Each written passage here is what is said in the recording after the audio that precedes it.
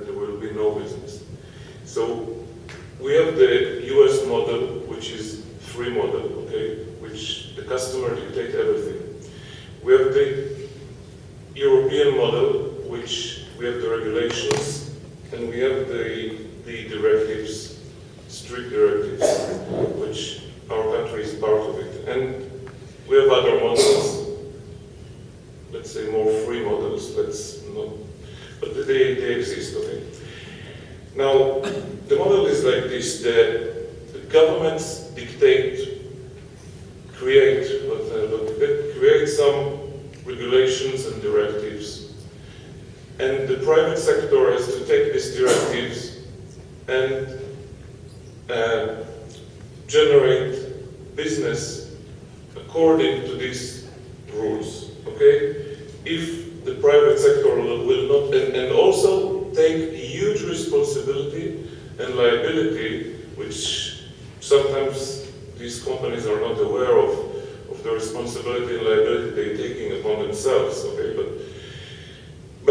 So we have the government that create the rules. The government doesn't take the responsibility and liability, but private volunteer, let's say I can make profit out of this model, okay?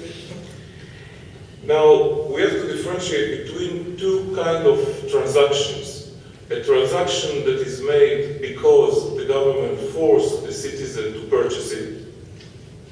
How many of you ever purchased something that the government forced you to purchase? Almost no one, because you buy out of free will.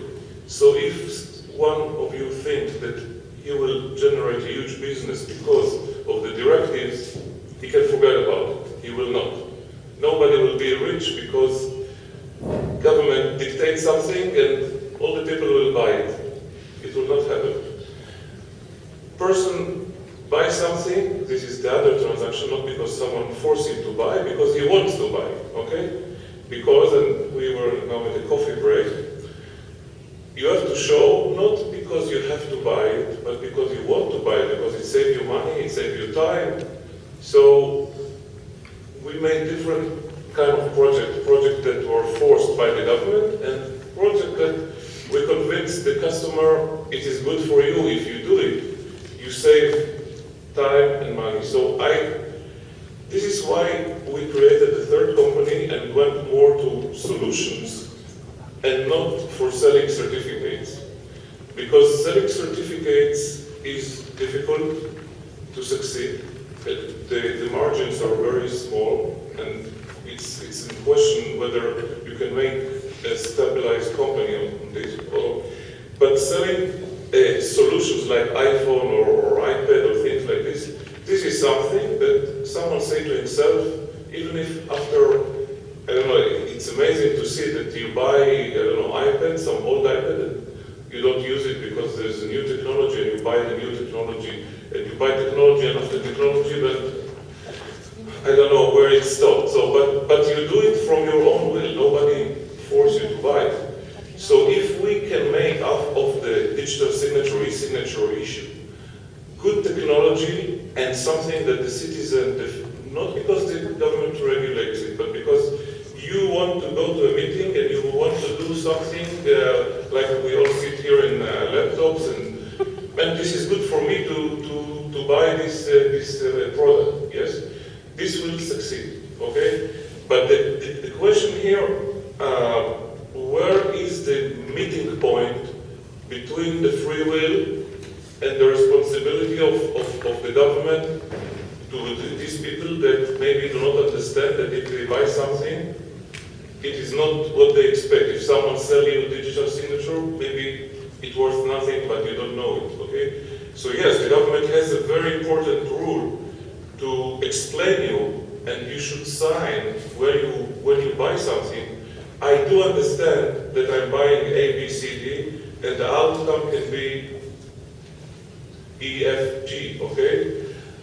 But after explaining it to you as a customer, if you decided to use such a digital signature and not this digital signature, let's leave it to the market. The market should decide, and not we cannot decide for the citizens or for the free market what to buy and not what to buy. Now, I know, I mean, we are qualified certificate authority, so I should maybe say that, you know, only qualified certificate authority, but this is not, well, I think that what we see, the trends in the Western market are for iPad signatures and many kinds of signature. I, as a owner of company that sell qualified signature, at the beginning I was laughing about these technologies and saying, you know, what is this? This is nothing actually.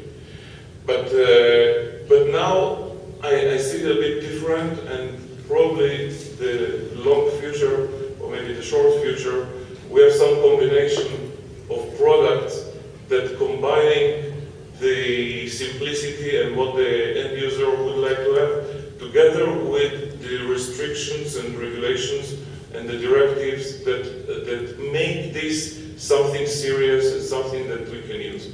This is how I see we see this direction. Thank you. Donc maintenant, je vais donner la parole à M. John Bullard de la société ComsignTrust. Thank you, Eric. It is a pleasure to be here, and thank you for inviting me. Gerard said in his opening remarks that he would like recommendations for follow-up actions.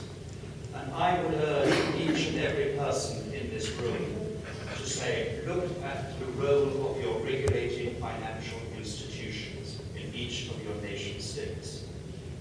The reason I say this, particularly in the e-business environment, is that if you go back in history and you look at the role of the banker in the 15th, 16th century, they lent money, yes, but primarily they were in the trust business. They were intermediaries. They were people who trading parties could trust. If you come forward into the early internet age, I was lucky enough to be in a bank at the time in the UK. We sat down with banks in France, in Germany, in Japan, in Korea, Spain, Holland, United States, Australia, Canada, and so on.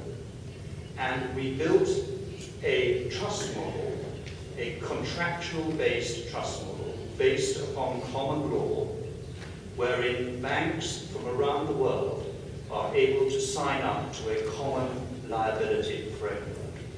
So essentially what we are trying to do to promote the use of credentials in e-business is to position the world's regulated financial institutions under a common liability model, a shared liability model, so that all parties, whether they are the subscribing customer, the issuing bank, the relying customer, or the relying bank, depends where they are, but they all have a clear understanding of what they are liable for and what they are not liable for. The only thing that we ask of governments around the world is please treat electronic signatures in the same way as you treat wet signatures. If you do that, then the law of contract between the banks, whether in your country, my country, or wherever, can manage the risk, the operational risk and the liability that goes with this. If you think about it in short term, last 20, 30 years, think about the development of Visa and MasterCard in the payments world. They moved us all from a world of store cards, where maybe we had one card for one shop, another card for another shop, into interoperability of a piece of plastic. And that interoperability is gained by a set of operating rules agreed by various institutions involved in Visa or MasterCard schemes at a global level. And we all use that today without a second thought, whether we are public sector or private sector. So I hope that you will take away a feeling that maybe we should be doing the same in the e-business world, where of course a payment is simply the final piece of a transaction, coming before maybe coming after maybe the electronic invoice or exchange of contracts or document management. It doesn't matter what it is, but all of those pieces of a transaction you need to be certain that it's private, that it's non-reputable, that the message hasn't been changed on the way. And if you use PKI and the sort of platforms that we hope that the world will be interested in, we believe that you will overcome so many of the problems that we talk about today.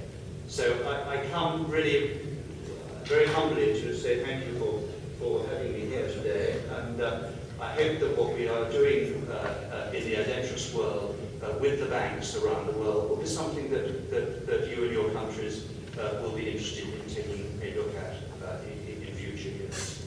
That's really what I need to say. Thank you. Thank you very much, John. Juste une petite remarque. Dans la proposition de règlement européen, il est mentionné dans un considérant que lorsque l'on est dans le cadre d'un accord privé, comme une convention sur la preuve, c'est ce sur quoi se fonde le système des cartes bancaires, on n'est plus dans le cadre du règlement européen. Et